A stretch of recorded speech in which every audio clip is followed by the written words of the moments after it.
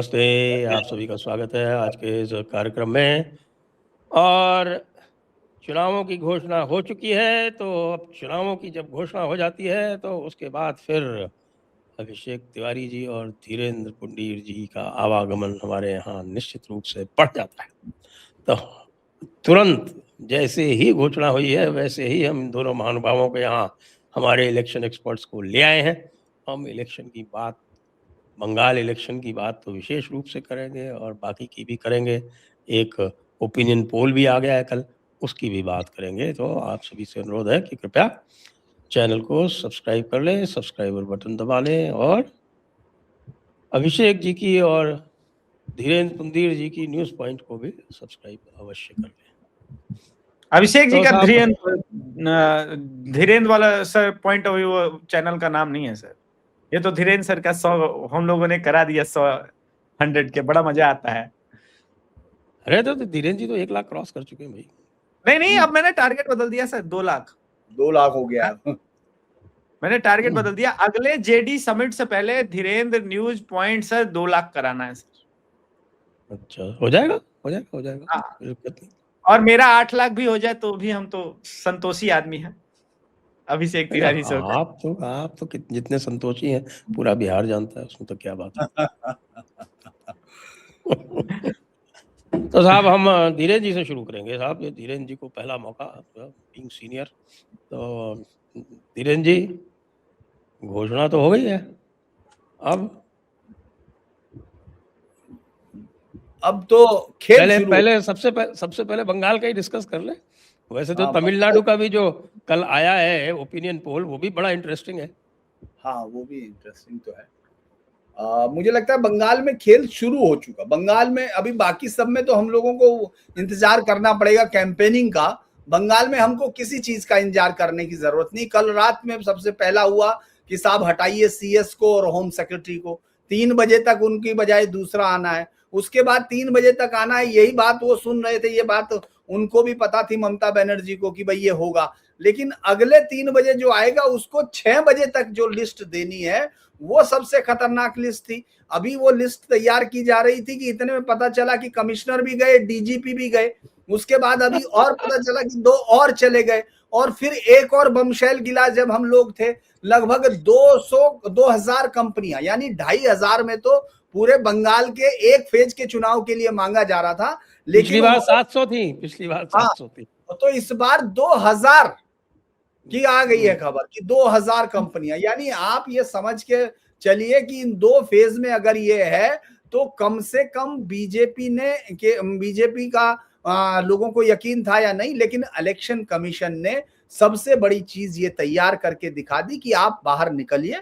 आप सरकार बदलना चाहते हैं तो बदलिए, आप सरकार को रखना चाहते हैं तो रखिए, लेकिन इस बार उस तरह की कोशिश को हम लोग नहीं छोड़ेंगे। अब सवाल उठता है कि भाई फिर चुनाव आयोग कैसे कर सकता है कि भाई अगर चुनाव पोस्ट पोल हिंसा में जैसे ही उनका खत्म होगा, चुनाव में फिर उनका रोल खत्म हो जाएगा, ये वापस स्टेट गवर्नमेंट पे जाएगी। नहीं, इस बार चुनाव आयोग ने जैसा काम किया, मुझे लगता है, आप तो खैर ऑब्जर्वर रहे और इतने लंबे समय तक रहे हैं, लेकिन मुझे लगता है हाल फिलहाल के समय में ये सबसे यूनिक काम किया है कि बंगाल की 2021 की प्री पोल, पोस्ट पोल, 2024 की प्री पोल और पोस्ट पोल, जिन जिन इलाकों में हिंसा हुई उन इलाकों के ओसी जो ऑफिसर्स इंचार्ज है, क्योंकि जहां इंस्पेक्टर इंचार्ज, वहां 2 तरह की चीजें हैं।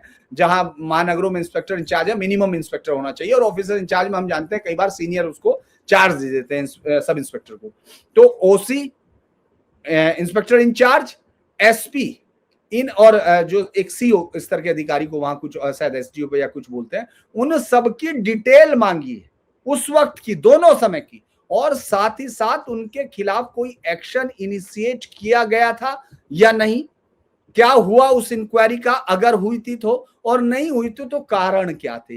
इन सब की डिटेल आज जब हम बातचीत कर रहे हैं उस वक्त तक उनको देनी है, 6 बजे तक आपको देना है, और ये ऑन रिकॉर्ड होगा। सबसे बड़ी जो मुझे लगता है इतने हाल फिलहाल में उन्होंने कहा है कि किसी को छोड़ेंगे नहीं, जो भी हिंसा का जिम्मेदार होगा उसको भुगतना पड़ेगा।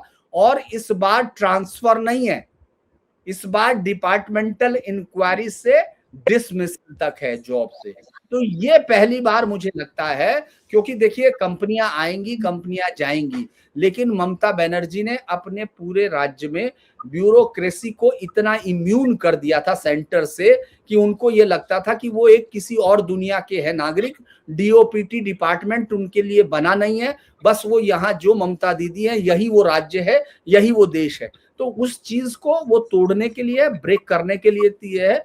और ममता बनर्जी, मैं बल्कि आपसे बात ही कर रहा था कि ममता बनर्जी क्या क्या कहेंगी, वो अब उन्होंने कहना शुरू कर दिया। ये हम लोग सुबह ही एंटिसिपेट कर चुके थे कि ममता बनर्जी पहले कहेंगी, बताइए पहली सीएस बनी महिला और महिला का अपमान किया है। क्योंकि इस बार मोदी जी ऐसा कोई काम नहीं कर रहे हैं रैली में कि वो जाके चिल्ला सके। आपको याद होगा एक बच्चा, बड़ा प्यारा, वो मीम्स में अगर काश दिखा पाता आपको, एक घर के सामने बच्चा जो है साइकिल लेके जाता है और उसके बाद वो अपने आप नीचे लेटता है, फिर साइकिल को प्यार से अपने ऊपर डाल लेता है और उसके बाद चिल्लाने लगता है, देखो मेरे पास साइकिल गिर गई, मेरे पास साइकिल गिर गई। तो ममता बनर्जी ने कई बार कोशिश की, राष्ट्रपति शासन अपने ऊपर गिराने की कोशिश की, उन्होंने और कई सारी चीजें अपने ऊपर गिराने की कोशिश की, लेकिन किसी ने माना नहीं। वो वहां पहुंचती है एस्प्लेनेड कोर्ट पे, 4 दिन बैठी रहती है, 3 दिन कोई उनकी बेचारी सुनता नहीं है। अपना वो चाहती है कि उनको कोई केंद्र से कहे। केंद्र से किसी मंत्री का बयान आप नहीं सुन रहे होंगे, बल्कि अमित मालवीय टाइप जो लोग थे वो भी बेचारे अपना, आजकल कम, मुझे लगता है कि उनकी निगाह कम होगी बंगाल पे, तो ज्यादा बेहतर है। तो इस बार मुझे लगता है कि ये जो चुनाव की शुरू खेल कर दिया है इलेक्शन कमीशन ने, वो बैटिंग नहीं कर रहा, मैं ये मान रहा हूं। वो ये यकीन दिलाने की कोशिश कर रहा कि बिहार, बंगाल की ब्यूरोक्रेसी हिंदुस्तान के अंदर ही आती है।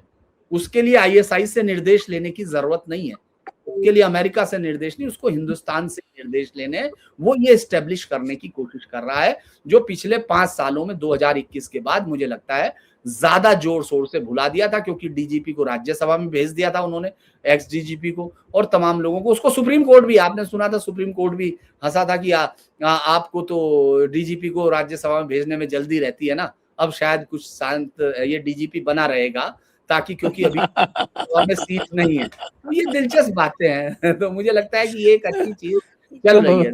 ममता दीदी जाएंगी कि नहीं सुप्रीम कोर्ट में इन परिवर्तनों को लेके?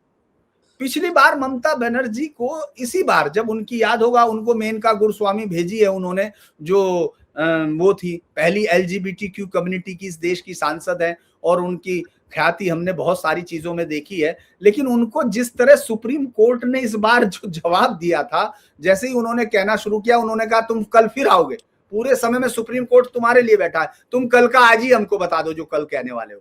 तो मुझे लगता है कि सुप्रीम कोर्ट अपनी चीज बता चुका, लेकिन उनके पास राइट है। ममता बनर्जी इस हर एक चीज का इस्तेमाल करना जानती है, क्योंकि रेत से तेल निकालना है ये भी उन्होंने सीखा है।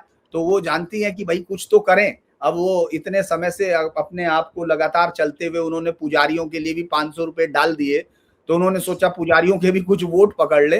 तो इसीलिए मुझे लगता है वो सुप्रीम कोर्ट, हो सकता है किसी एक मसले पर आएंगी जरूर, लेकिन कोर्ट उनको अब इंटरटेन नहीं करेगा, क्योंकि चुनावी प्रक्रिया में मुझे नहीं लगता एक भी बार एसआईआर प्रोसेस में उन्होंने एक भी बार किसी भी तरह से सरकार को कोई इस तरह की राहत नहीं दी जो इस देश की जनता को चुभे, मुझे लगता है। इसीलिए उनका आना ना आना कोई बहुत वो नहीं है। लेकिन ममता बनर्जी इस समय इन झटकों को, इन सदमों को देख रही होंगी। उनकी पार्टी, देखिए उन्होंने क्या किया था, मैं आपको बताऊं सर, जब मैं था तो जो अधिकारियों से बात कर रहे थे हम लोग, चूंकि अब वो दोस्त तो सभी रहेंगे, भले ही वो किसी भी पार्टी के रहें, कुछ भी रहें, उनका ये कहना था कि जो लेयर्स हैं उन्होंने तय कर रखी, ममता बनर्जी को मालूम है कि ये हटाए जाएंगे, तो ममता बनर्जी ने उनके लिए अपने आप लिस्ट तैयार कर रखी थी। लेकिन मुझे लगता है कि इस बार चुनाव आयोग लिस्ट विस्ट कुछ मांग नहीं रहा है। तो बड़ी दिलचस्प स्थिति ये है कि वो उस जगह पर खेलना चाहता है जहां ममता बनर्जी सोच नहीं रही थी। तो ये एक बहुत बड़ी बात होगी मुझे लगता है। और एक और चीज है, मुझे लगता है कि इस तमाम लोगों को, अगर तमाम दर्शकों को याद है, आपको तो याद होगी कि जो प्रमोद का, जो जस्टिस प्रमोद के समय में बनाया गया था 2021 का कमीशन, वो अब तक बचा हुआ है, जिसमें 15,000 घटनाएं मानी थी, 7,000 महिलाओं के साथ छेड़छाड़, और उसमें से रेप के केस भी शामिल थे। तो वो भी लोगों को याद रखने चाहिए और देखना चाहिए कि इस राज्य में चुनाव शायद अफ्रीका से ज्यादा खतरनाक होते हैं। हाँ जी, अभिषेक जी, सारा अटेंशन जो है वो पश्चिम बंगाल पर ही है और उसके बाद भी आईएएनएस और मैट्रिस की जो ओपिनियन पोल आई है, वो तो एक मैक्सिमम 115 दे रही है, 100 टू 115 बीजेपी को। बाकी तो कह रहे हैं कि साहब 155 से 170 बनाएगी टीएमसी। तो इतना सब होने के बाद भी असर नहीं पड़ा कुछ। सर, आईएनएस और मैट्रिक्स का ओपिनियन पोल का जिक्र किया आपने। बिहार का पहला इनको जो इन्होंने दिया था 145 से 51 का नंबर दिया था संभवतः एनडीए को। ये हमेशा अंडरमाइन करते हैं एनडीए को, इसमें कोई नई बात नहीं है। और मैं ओपिनियन पोल जो चल रहा है इस वक्त बंगाल में उसमें नहीं जाऊंगा, क्योंकि जो सोशल मीडिया का शोर है उससे ज्यादा मैं समझूंगा कि हम खामोशी को सुनने का प्रयास करें जो पश्चिम बंगाल के अंदर है। एक बेचैनी है कि भाई इस बार बदलना है।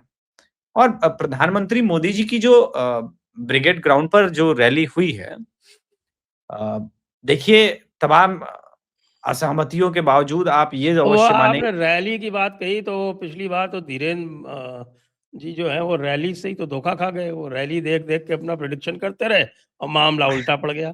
आप फिर रैलीज़ पे चले गए। फिर नहीं, चले गए।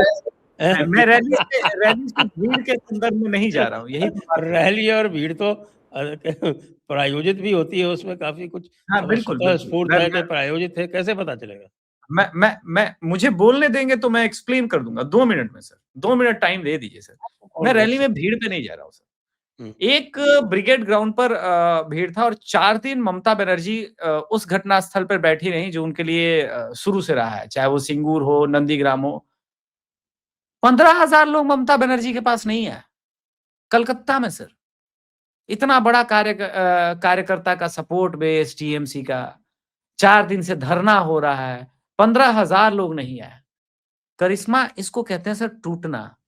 मुझे याद है जब नंदीग्राम हुआ था और उस समय जब वो बैठी थी, उस वक्त एक ओपिनियन पोल आया था, संभवतः आज तक का ही कोई था पोल, जिसने बताया था कि लेफ्ट का किला उखड़ रहा है। उसके अलावे सबने बताया कि नहीं भाई, लेफ्ट की सरकार आ रही है।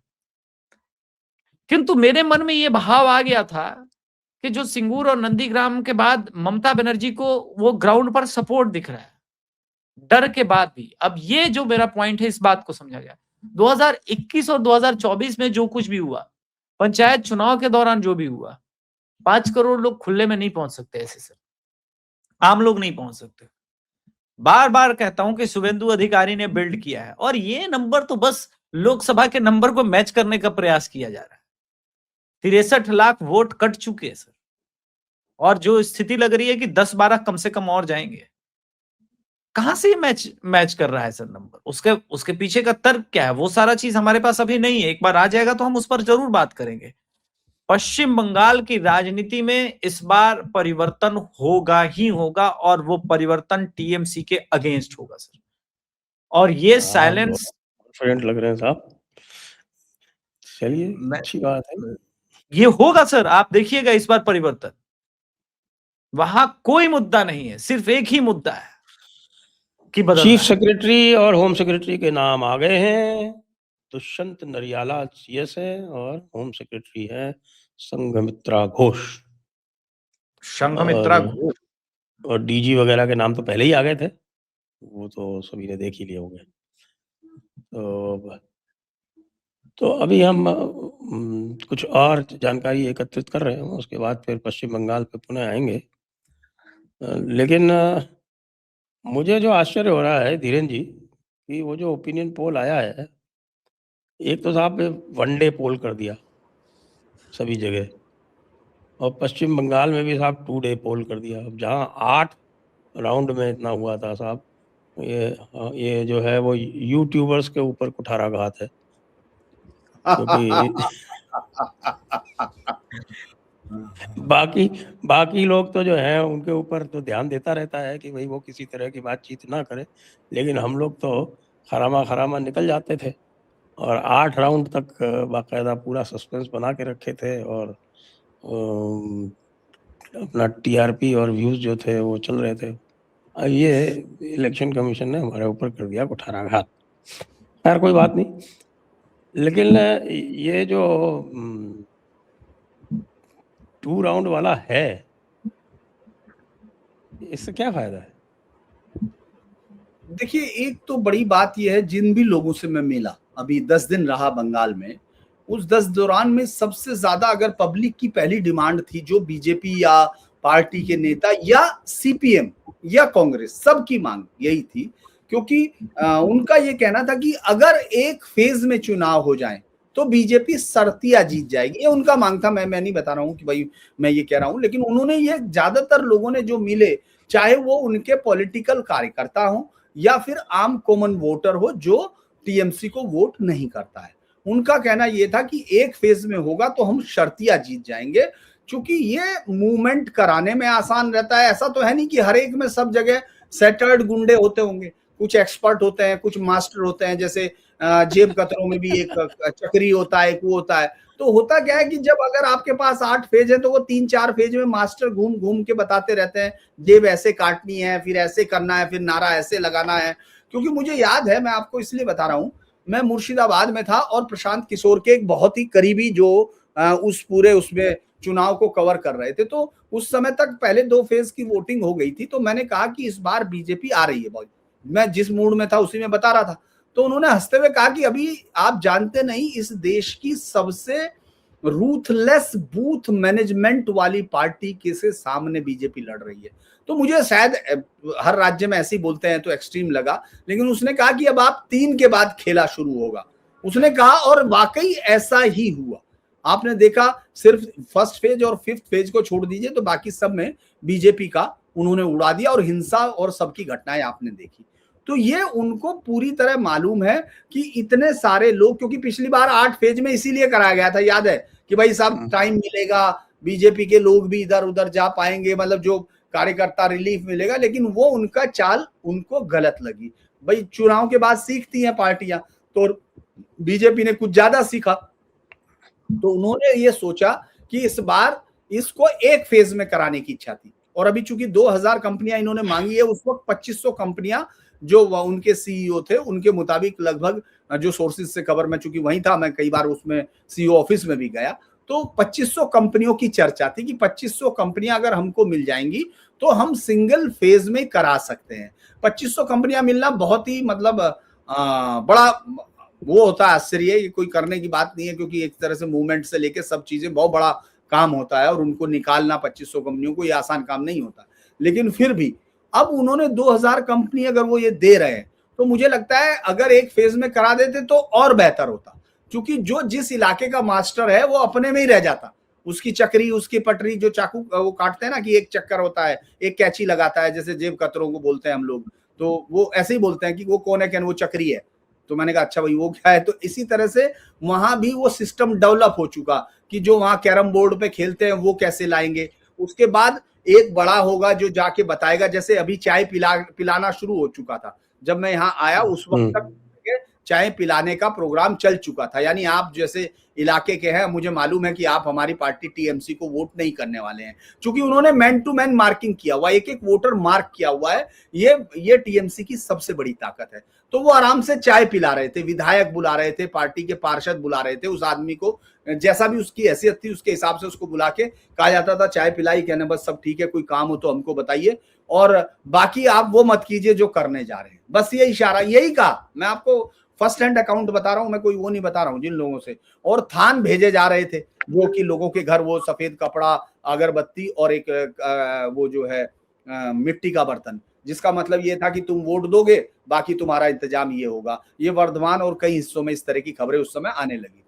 तो मुझे लगता है कि 2 फेज में कराने का सबसे बड़ा, लेकिन कल उसका जवाब नहीं दिया था। आप ये सवाल किया गया था, आपने देखा होगा, इसी से किया गया था चीफ इलेक्शन कमिश्नर से, लेकिन उन्होंने इसका जवाब नहीं दिया था कि क्यों कराया। लेकिन इसका बेसिक लाइन यही है कि वो जो टीएमसी को ये ताकत मिल रही थी, वो मूवमेंट करा सकती थी ज्यादातर जगह पर, अब वो अपने ही सेलेक्टेड एरिया में रहेंगे, और बहुत ज्यादा मुझे लगता है कि जो घालमेल की गुंजाइश थी वो कम होगी। शायद इसीलिए इसका किया गया है, और इसका असर मुझे लगता है लोगों के मनोबल पे पड़ेगा। बीजेपी की सबसे बड़ी लड़ाई, मैं संजय सर अगर बताऊं, मुझे ये लगता है बीजेपी की लड़ाई ये नहीं कि उनके पास वोट कितने हैं, उनकी सबसे बड़ी लड़ाई ये है कि वो वोट को ला पाएंगे कि या नहीं ला पाएंगे। उनका सबसे बड़ी ताकत इस समय यही है, क्योंकि बीजेपी लगभग उस वोट के आसपास है जो जीतने के करीब पर होता है। मैं इसको डाटा से आपको थोड़ा सा बता सकता हूँ, क्योंकि हम ज्यादातर लोग आप देख रहे हैं जो लोग अभी भी टीएमसी को ग्राउंड पर नहीं मान के, मतलब ग्राउंड पे नहीं जाके डाटा के हिसाब से जो लोग एनालाइज कर रहे हैं, उनको लगता है कि पिछली बार 213 थी, बीजेपी के पास 77 थी, तो कैसे होगा। 2006 और 2011 का इलेक्शन बहुत इंटरेस्टिंग है अगर हम उसके बंगाल के तौर पर देखते हैं। 2006 में 235 सीटों के साथ लेफ्ट ने ताकत हासिल की। 235 सीटें थी लेफ्ट के पास, वो एनडीए के साथ थी, उसके पास 31 सीटें थी। टीएमसी मतलब एनडीए को तो 0 ही मिला था, लेकिन वो उसके पास अपनी सीटें, और कांग्रेस के पास शायद 34-35 इतनी सीट थी। आप ये सोचिए वो 2011 में 60 सीटों पर रह जाती है, 62 पर लेफ्ट पूरी की पूरी निपट जाती और ममता बनर्जी आ जाती। तो उस राज्य की कई सारी चीजें आपको ध्यान है क्या कि 2011 के इलेक्शंस में हमारे विद्वान ओपिनियन पोल वालों ने क्या कहा था? मुझे लगता है वो सब वापस उसी को लाए थे।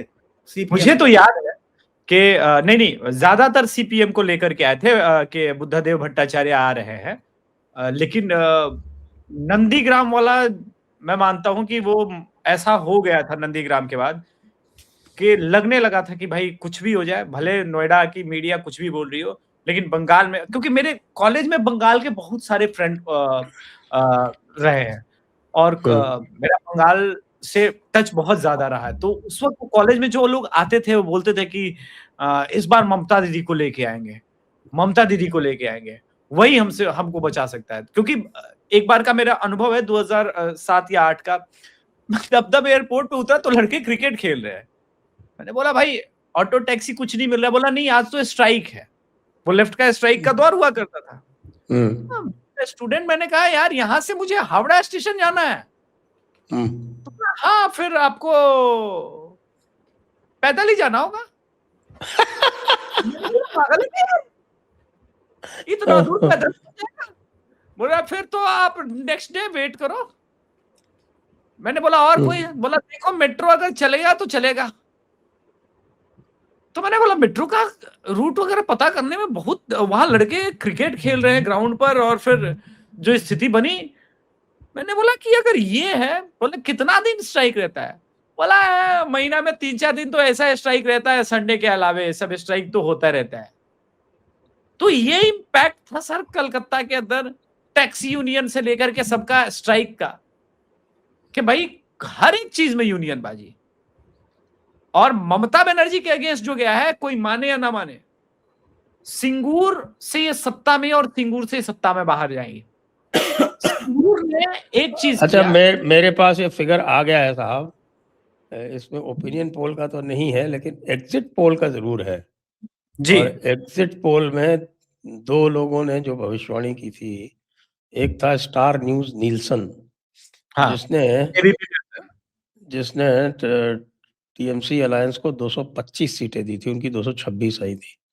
और CNN IBN वीक, इन्होंने 222-234 दी थी तृणमूल अलायंस को। तो दोनों ने एग्जिट पोल में तो सही पाया था। मेरे पास ओपिनियन पोल का कोई आंकड़ा है नहीं। उस वक्त काफी फेमस हुआ करते थे एबीपी निल्सन, क्योंकि 2014 में भी इन लोगों ने भविष्यवाणी की थी कि भाई एनडीए को टोटल 260 सीट आएगी। हालांकि एनडीए को 300 से ऊपर है, लेकिन बहुत फेमस हुआ करते थे निल्सन ग्रुप। अब बात यह है यहां पर कि 8 चरण की आप लोग बात कर रहे हैं, मैं देख रहा हूं कि आखिर ऐसा क्या हुआ कि ममता बनर्जी कलकत्ता में 4 दिन तक बैठी रही और सपोर्ट नहीं मिल रहा है। शांति से इसको हम जब समझने का प्रयास किए तो उत्तर पाया कि भाई वो चमत्कार उतर गया। सिंगूर से मैंने क्यों जोड़ा था? सिंगूर में टाटा नैनो का प्लांट लगना था, नहीं लगा, कोई बात नहीं। इनके 15 साल में आप बताइए सर, एक बड़ा इन्वेस्टर जो बंगाल में जाकर के इन्वेस्ट करके बंगालियों को नौकरी दिया, इम्पैक्ट होता है सर, और जब बंगाल बदलता है तो पूरा ही बदलेगा, और इस बार भी पूरा बदलेगा। ममता बनर्जी लेफ्ट और टीएमसी और बीजेपी में एक मूल अंतर है, मुसलमान लेफ्ट से टीएमसी जाने में उसको दिक्कत नहीं था पहली बार में भी, बीजेपी के साथ कतई नहीं आएगा, एक बड़ा प्रॉब्लम है। तो बीजेपी 230 सीटों पर जो चुनाव लड़ेगी उसमें से वो 145 ले आए, 58 ले आए, 60 70 जितना पहुंचना है पहुंचे। इनके हालात बिल्कुल कर्नाटका वाले हैं कि भाई आप मैसूर रीजन में है ही नहीं, बात खत्म, उसको माइनस करके चलिए, अब आप चुनाव आपको जीतना है। ये वास्तविकता है भाजपा की। जी, बंगाल चलिए के थोड़ा सा जी। अब दूसरे तमिलनाडु और केरला में जो ओपिनियन पोल दिखा रहे हैं, बड़ा आश्चर्यजनक है। तमिलनाडु में क्यों आश्चर्यजनक है? आपके चैनल पर मैंने कहा था कि इंडिया आ रही है, ऐसा क्यों, ऐसा क्या है कि आप लोग, मुझे आज भी समझना है सर। अब आपसे बाद में पूछेंगे, आपसे बाद में पूछेंगे, ये धीरेन जी का नंबर है, आप थोड़ा उससे चलिए। ठीक है, मैंने सिर्फ एक क्वेश्चन पूछा, आश्चर्यजनक क्यों आपको लग रहा है? हाँ, वो धीरेन जी बताएंगे हमको क्यों आश्चर्यजनक लग रहा है। Unmute unmute unmute.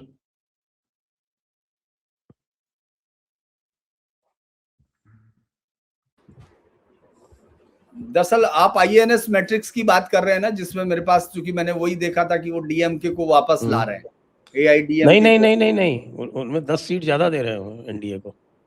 अच्छा, एनडीए को मैंने ये देखा, मेरे पास जितना था मैंने उसको ज्यादा गौर से नहीं देखा था, क्योंकि मैं बंगाल को ही सिर्फ उस समय देख रहा था। दरअसल एआईडीएमके का ये जो इसलिए चिंतित मुझे लग रहा है क्योंकि मतलब मुझे थोड़ा सा इस पे शक है, क्योंकि एनडीए का वहां इस समय तो नहीं लग रहा, क्योंकि टीवी के जो विजय कुमार का जिस तरह का बहुत जबरदस्त तरीके से यूथ के ऊपर, और खासतौर से मैंने देखा गांव में और उस सब में, वो जबरदस्त तरीके से कर रहा है, उसका बहुत अच्छा चल रहा है। हालांकि उसके पास संगठन नहीं है, संगठन नहीं है, ग्राउंड पर उस तरह का संगठन नहीं है, और उसका पिछले 10 दिन में कुछ उसकी जो कैंपेन है वो थोड़ा सा कम होती हुई दिखी है। इसके बावजूद अभी भी वो बहुत ताकतवर है, क्योंकि उसके जाने के बाद एआईडीएमके की दिक्कत हमको दिख रही है, क्योंकि बीजेपी वहां बहुत ज्यादा अन्नामलाई के जाने के बाद मुझे नहीं लगता कि बीजेपी की लीडरशिप को उस तरह से कोई बहुत ज्यादा वहां उम्मीद अपने से रही होगी, वो भले ही कुछ भी कहें, क्योंकि एक लीडर एन मन एन मक्कल नाम की यात्रा के साथ जब वो पूरे सारे उन पे घूमा है, क्या नाम अपने सारे हर एक विधानसभा पे उसने अपनी उस यात्रा को किया था, उसके बाद से सिर्फ और सिर्फ इसलिए कि एआईडीएमके को ताकत, चूंकि उसका नेता सेम है, जातिवादी हिस्से में बटा हुआ, पूरा तमिलनाडु से ज्यादा मुझे लगता है कास्ट सिलेक्शन शायद ही कहीं और होता होगा, क्योंकि वहां जो गोंडर हैं, चूंकि जो पलनीस्वामी है वो भी गोंडर हैं और वो खुद भी गोंडर है, और वो पूरी गोंडर जो कांगू बेल्ट है उसमें ही इनकी ताकत आती है, वही थेवर की ताकत है, और उन सबको ही वो लड़ाई थी जो अन्नामलाई बीजेपी को दे रहे थे। तो अब एक तो दूसरा ये है कि एआईडीएमके के पास कोई इस तरह का यूथ लीडर नहीं है जो युवाओं को बांध सके। उनके वोट में मैंने देखा कि कोई सेंध लगती हुई दिखी है। सब चीजों के बावजूद अगर बहुत अच्छा करते हैं तो ये तो कह रहे हैं कि टीएमसी के लिए, वो उसके लिए एआईडीएमके के लिए बहुत लोगों ने कहा, क्योंकि नाराजगी बहुत ज्यादा है उससे, डीएमके से। लेकिन मैं तो अभी यही कहूंगा कि ओपन मुझे तो अभी दिख रहा है, क्योंकि मुझे टीवी के विजय कुमार को देखना है कि विजय कुमार का अभी कैंपेन किस तरफ उठता है, क्योंकि अगर वो 15 से 20% भी ले आता है वोट, तो वो सबसे बड़ी आबादी तो देखिए वो ले रहा है कि जो क्रिश्चियन वोट है वो कंप्लीटली शिफ्ट हो रहे हैं उसकी तरफ, उसमें कोई वो नहीं है, वो कंप्लीटली शिफ्ट हो रहे हैं। लेकिन बाकी सब में वो दोनों के वोट खींच रहा है, एआईडीएमके के भी और डीएमके के भी। अब उसमें से किसको ज्यादा नुकसान होगा वो है, क्योंकि मैंने उसको डिटेल बहुत देखा नहीं है, मैंने सिर्फ जो मैं देख रहा हूं उस चुनाव को, उसी को मैंने आपको अभी तक बताया। जी सर। हाँ जी, अब आप बताइए अभिषेक जी।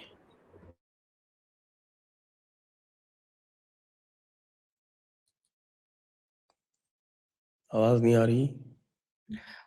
लास्ट नाइट भी मेरी बात हो रही थी जेवी श्री राम सर से, वो तमिलनाडु के गांव-गांव को अभी घूम रहे हैं। तो उन्होंने 10 दिन बाद बोला है कि वो अपने आंकड़े मुझे देंगे। ग्राउंड रिपोर्टिंग भी वो कर रहे हैं और वो सर्वे तो करते ही हैं जेवीसी श्रीराम सर। इसके अलावा श्री कुमार जी हैं, उनसे भी मेरी बातचीत हुई है। देखिए, हम ग्राउंड को पहले समझे, एक शहर है, एक गांव है।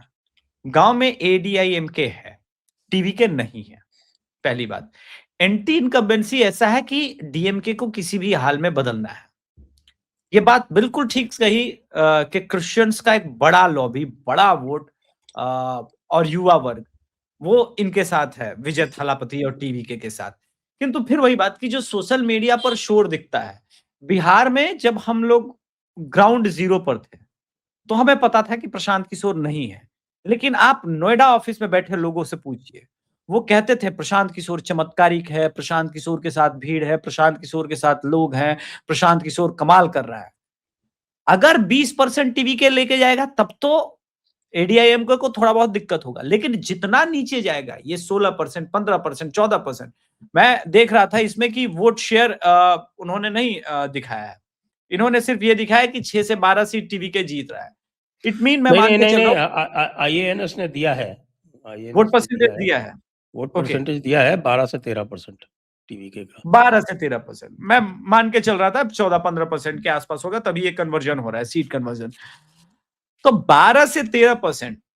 अब अगर ये 10 से नीचे जाएंगे तो एनडीए जाएगी 140 के ऊपर, और ये 15 के ऊपर जाएंगे तो एनडीए और फिर टीवी के मिला के सरकार बनाएगी और डीएमके और नीचे जाएगी।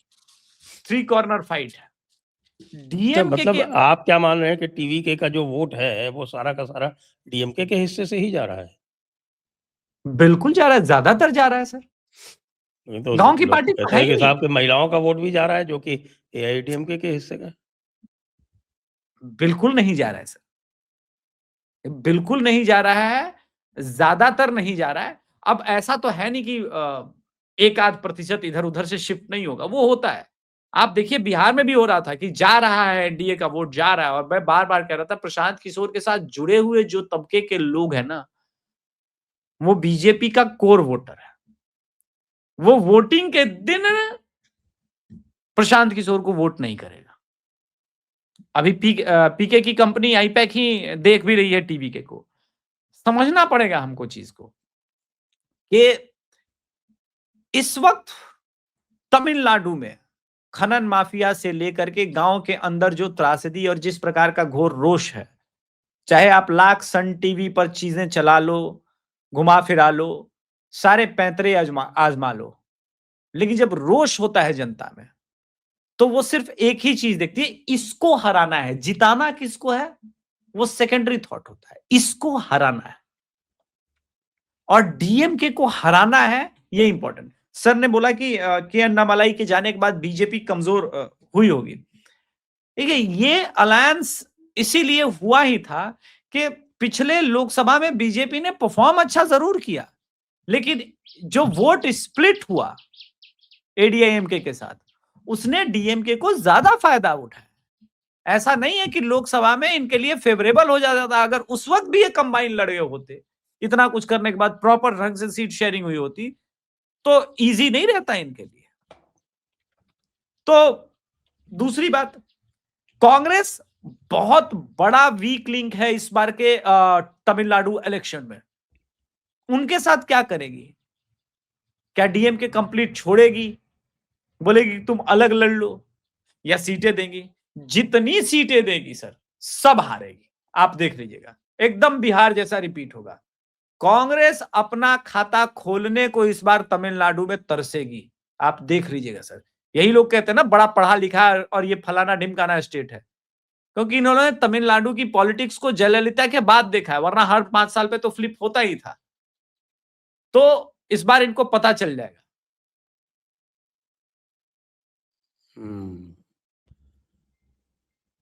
केरला के बारे में क्या कहेंगे साहब? केरला में भी बड़ा आश्चर्यजनक दिया है ये मैट्रिक्स ने।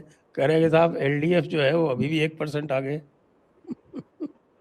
धीरेन्द्र जी, हालांकि जो पंचायत चुनाव थे वो तो इसको नहीं बताते हैं, लेकिन देखिए पिनरई विजयन ने जो बजट पेश किया था पिछला, अगर हम उस पर देखें, उसने उसको उम्रदराज लोगों के लिए बजट को उनके लिए फ्रेंडली बताया था।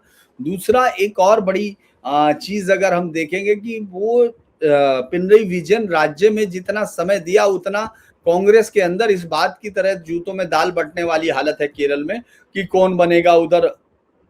उनके तमाम चाहे सतीशन हो, उसके अलावा आप देखिए वेणुगोपाल हैं, उसके अलावा चननथला है, सब लोगों की ग्रुपबाजी वहां बहुत ज्यादा हो गई। उनको लगा कि सत्ता बस अब थाली में रख के आ रही है। दूसरा बीजेपी भी मतलब जब से उसका तिरुवनंतपुरम पर कब्जा हुआ है तब से उसका पंख ज्यादा, हालांकि बीजेपी मुझे लगता है कि कोल्लम में है और जो नेमम सीट जो उसने 2016 में जीती थी वहां आगे है, एक आध पलाकाड़ में सीट है। सीटों की संख्या में भले ही वो कम हो लेकिन मुझे लगता है बीजेपी इस बार थोड़ा वोट परसेंटेज को हो सकता है आगे ले जा सके क्योंकि उनका रुख वही बता रहा है।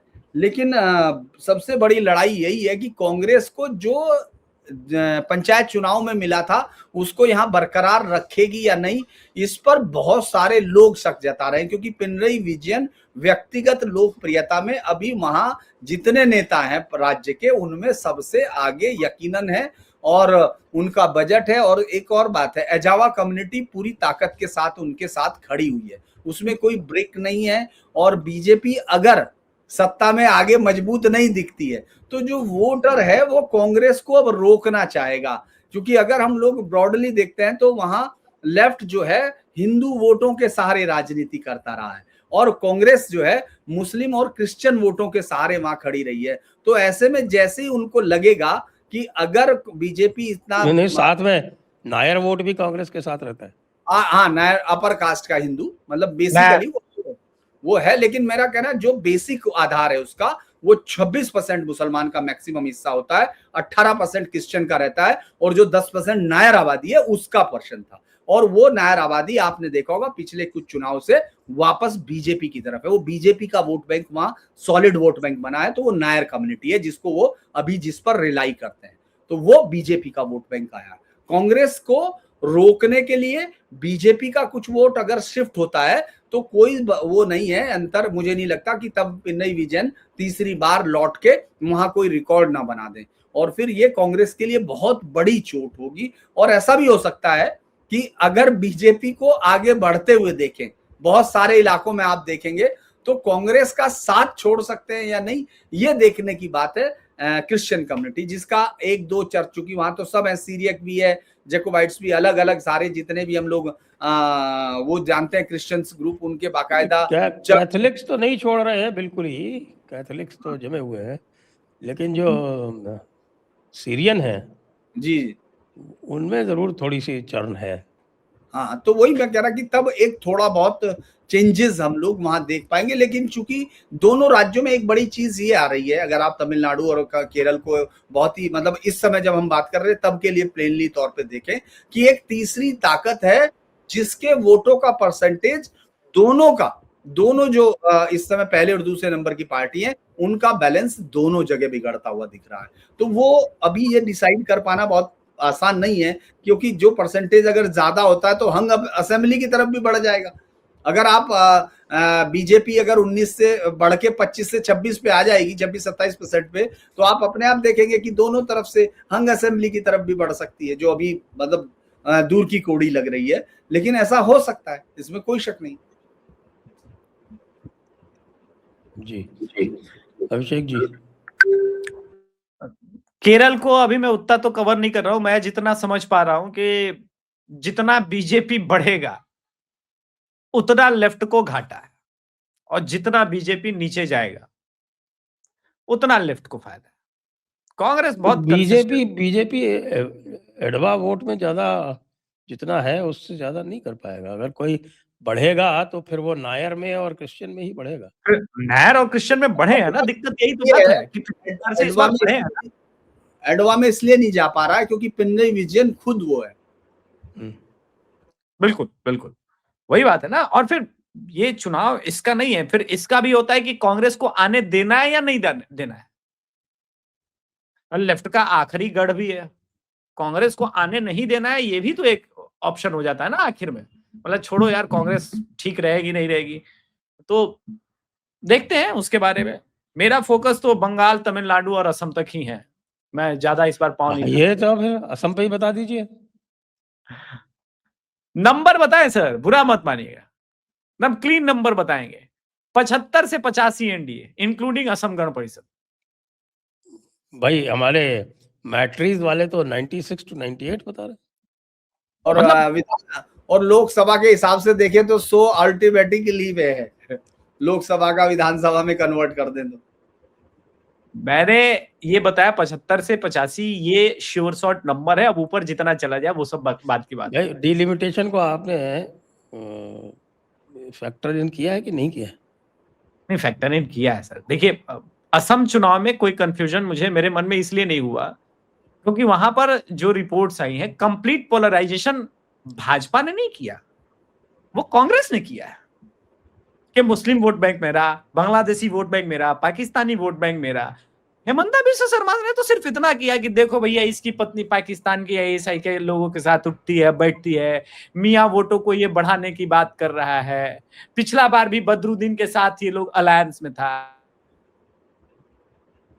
समझदार मुझे तो ये बताइए कि हमारे हेमंत बिस्वा शर्मा जी कहते हैं कि साहब की 126 में से 23 कॉन्स्टिट्यूएंसी ऐसी हैं जहां हम कतई नहीं जीत सकते। हाँ, नहीं, हम वहां पर कॉन्सेंट्रेट ही नहीं करेंगे।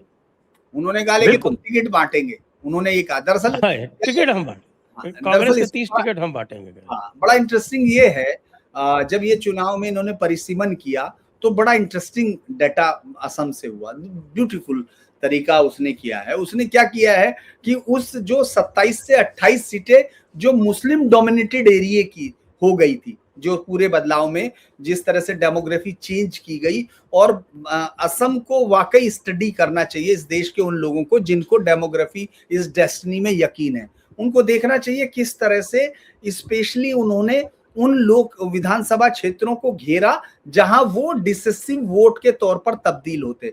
असम से आने वाले जत्थे इन तमाम जगह पर खास तौर से बैठाए गए। आप ये देखिए कि उन्होंने क्या किया कि उन्होंने उन हिस्सों को कन्वर्ट करके उनमें से SC ST सीट का परिसीमन में चेंज कर दिया। तो अब वहां बेसिक लाइन हट गई और जो मुस्लिम डोमिनेटेड सीट है वो 22 पर रह गई। जो 27 से 28 सीट थी वो 22 से 23 पर आकर रह गई। तो 6-7 सीटें उन्होंने इस तरह से इंडिजिनस लोगों के लिए आरक्षित कर दी, जो एक बढ़िया प्लान था। दूसरा ये है कि आप ये देखेंगे उन तमाम सीटों पे चूंकि जब परिसीमन किया गया तो उनमें वो कहीं ना कहीं तो जाएगी मुस्लिम वोटर्स की आबादी, उनको उन्हीं हिस्सों में बढ़ा दिया गया जहां वो ऑटोमेटिक पहले से ज्यादा है। तो इसीलिए वो ये कह रहे हैं कि 23 में उनकी संख्या 22 में और बढ़ गई। तो वहां कोई गुंजाइश तो बची नहीं कि भाई ध्रुवीकरण हो जाएगा या कुछ हो जाएगा। वहां सबसे इंटरेस्टिंग तो अभी वो आज तक के कॉन्क्लेव में थे, तो उन्होंने बोला कि कांग्रेस जो 30 सीट पर अपना विधायक देगा वो सब मेरा आदमी होगा, वो बाद में राज्यसभा इलेक्शन में बीजेपी के लिए क्रॉस वोटिंग करेगा। तो अंजना ने पूछा, रहे आप खुले खुले बता रहे, ऐसे कैसे हो सकता है? बोला किसी को भी वो टिकट देगा वो मेरा ही दोस्त होगा, क्योंकि मैंने 22 साल असम के कांग्रेस में टाइम दिया है, असम में मेरा टाइम दिया है। वो किधर से नया लोग को लेके आएगा?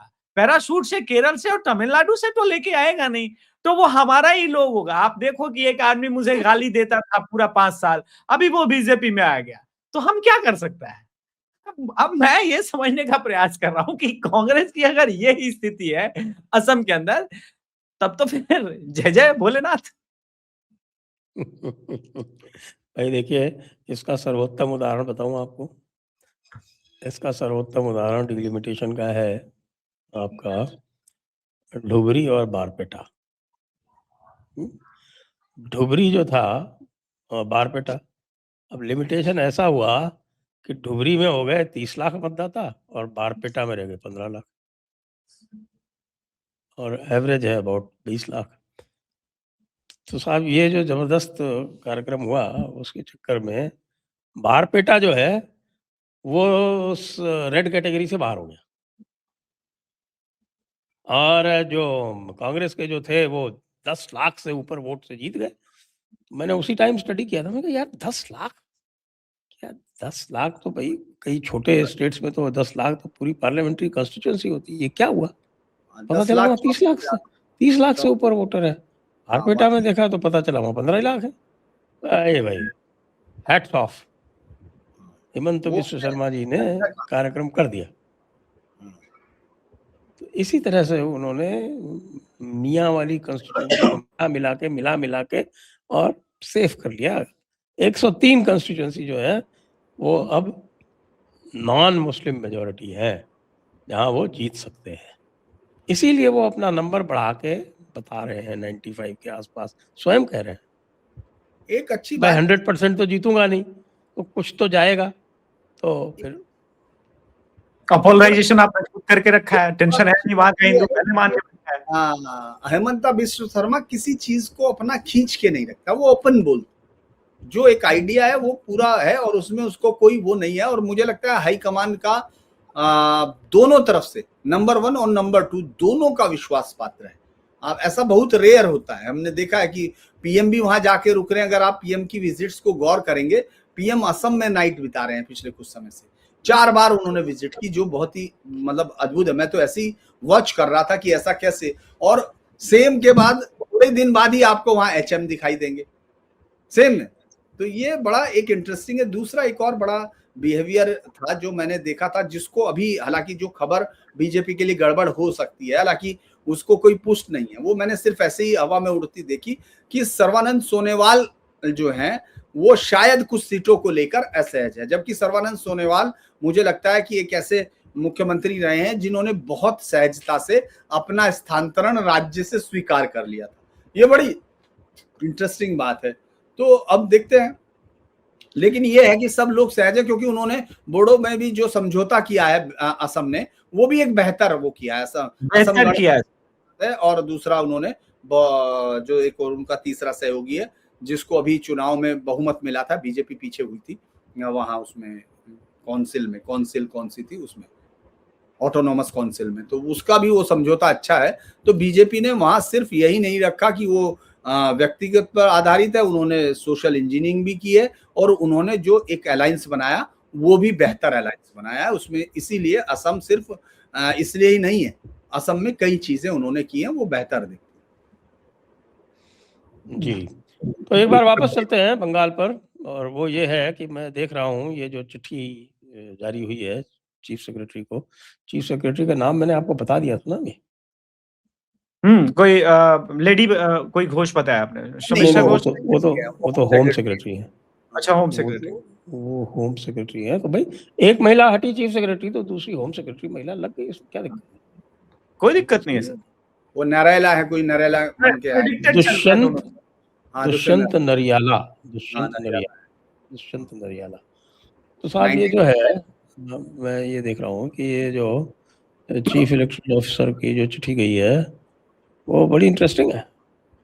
वो उन्होंने जो सारी की सारी जो मांगी है और जो रिपोर्ट आ रही है कि साहब की उनके अगेंस्ट में I am directed to request you to provide another list of police station level officers under whose jurisdiction incidents of pre-poll as well as poll day violence in 2021 assembly elections and in 2024 Lok Sabha election took place. ठीक है साहब, तो वो 6 बजे तक मांगी गई है वो। हाँ, वही मैं आपको बता रहा था 6 बजे तक। ये चिट्ठी मुझे बड़ी इंटरेस्टिंग है, मेरे पास थी, 6 बजे तक मांगी गई है और उसमें ये तो सीईओ की तरफ से गई है और वो कह रहे हैं कि साहब कि ये एक्शन जो है वो आर्टिकल 311 के तहत लिया जाएगा। Article 311 means dismissal without inquiry. मैंने आर्टिकल 312 बी है उसका वो, क्योंकि मुझे याद है इसलिए क्योंकि जो 42 लोग मैंने पकड़े थे जो स्टिंग ऑपरेशंस में 82, उसमें से 42 लोगों को इसी के साथ उनको टर्मिनेट कर दिया गया था। शीला दीक्षित सरकार ने 42 लोगों को ये 312 बी वो आता है उसमें कैंसिल उसको कर दिया था। मुझे इसलिए भी 311 का अच्छी तरह से ध्यान है कि मैंने अपील में बहुत सारे लोगों को रीइंस्टेट किया है, क्योंकि पुलिस में जो है वो 311 मैकेनिकली लगा दिया करते थे। अपील मेरे पास आती थी, मैं उनको रीइंस्टेट कर देता था। वो इसमें भी हुआ, यहाँ भी हुआ। डीजी साहब इतने परेशान हुए और उसमें क्या हो रहा था कि भाई वो जब आगे जाता था मैटर, सरकार आगे लेके जाती थी, तो मेरा ऑर्डर इतना वेल रीजन्ड था कि हाई कोर्ट तुरंत उसके ऊपर मोहर लगा देती थी। फिर बहुत परेशान हुए, तो फिर वो आए, एक दिन धरना दिया उन्होंने होम मिनिस्टर के सामने और कहा कि साहब कि इनको आप और कोई चार्ज दे दो, ये अपील का काम इनसे हटा दो। इनकी बातों का जवाब हमारे पास नहीं है। ये भी ठीक है। तो इसलिए 311 का मुझे डील करने का अच्छा एक्सपीरियंस है। मुझे लगता नहीं वैसे लीगली ये सस्टेन कर पाएगा। Let me put my caveat here. चलिए कोई बात नहीं, देखते हैं, असर तो है। हाँ, लेकिन नहीं, उससे थोड़ा सरकारी कर्मचारी में आतंक सबसे पहले हाँ। पहुंचता है। ये जो भी कुशल नेता हैं, मुलायम सिंह जैसे, लालू जैसे, ये अच्छी तरह से जानते हैं कि साहब कि सबसे आसान अगर किसी को आतंकित करना है तो वो सरकारी कर्मचारी को है। सरकारी कर्मचारी, बिल्कुल बिल्कुल। वो इतने सारे कॉन्स्टिट्यूशनल प्रोटेक्शन के बाद भी भाई साइड पोस्टिंग से बहुत डरता है। क्या बोलेंगे? साइड पोस्टिंग से बताएगा।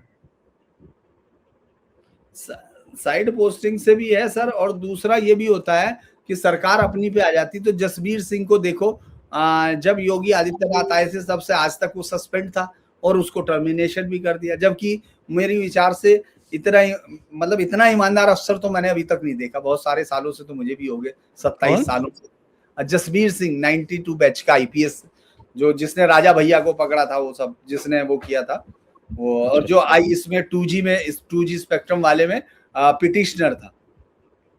उसके बाद लखनऊ में घर भी नहीं है, वो अकेला आईपीएस हो गए इतने सालों में, जिसका घर का पता फिरोजपुर था और जो घर है वही है। तो उसको इसीलिए सस्पेंड भी किया गया था कि तुमने घर का पता सही नहीं दिया उसमें। जो याचिका थी, कौन सा घर का पता सही? हाँ मतलब, और वो अकेला आईपीएस था जो 5 साल तक जब सरकार रही शायद मायावती मुलायम सिंह की, तो वो उसी में रहा, फूड में ही पड़ा रहा जब लोग हर समय होते थे। तो कई बार क्या होता है, राज्य सरकार के पास असीमित तक ताकत होती है और जो कर तो देती है। तो चलिए, तो अब आज तो अभी पहला दिन है, तो अभी पहला दिन है, तो अभी देखते हैं अभी तो आगे गर्मी क्या होता है। बढ़ेगी। अभी तो गर्मी बढ़ेगी। अभी तो गर्मी और बढ़ेगी। अभी तक तो ममता जी की प्रतिक्रिया नहीं आई है। इंतजार कर रहे हैं। उनके चमचों की और प्रतिक्रिया आई दरअसल अभी एक बहुत बढ़िया वो आया ट्वीट सर, इसीलिए बता देता हूँ। जिसे ममता ने बैठा के रखा था उसी आईएएस को मुख्य सचिव बना दिया कमीशन ने। ये क्या वो आया है, क्योंकि वहीं के मैं देखता रहता हूँ, ममता ने उसे बस बैठा कर रखा था, उसी आईएएस को मुख्य सचिव बना दिया। अच्छा, चलिए। तो आज की चर्चा को यही विराम देते हैं। सभी दर्शकों को बहुत बहुत धन्यवाद। धीरेन्द्र जी को, अभिषेक जी को भी बहुत बहुत धन्यवाद। जय हिंद, जय भारत, वंदे मातरम। और अब हम अधिक फ्रीक्वेंटली मिलेंगे। जी जी, धन्यवाद। अभी तक हम जरूर हफ्ते में 1 बार मिलते थे, अब कम से कम 2 बार मिलना आवश्यक हो गया। जी जी, प्रणाम, नमस्कार, जय श्री राम।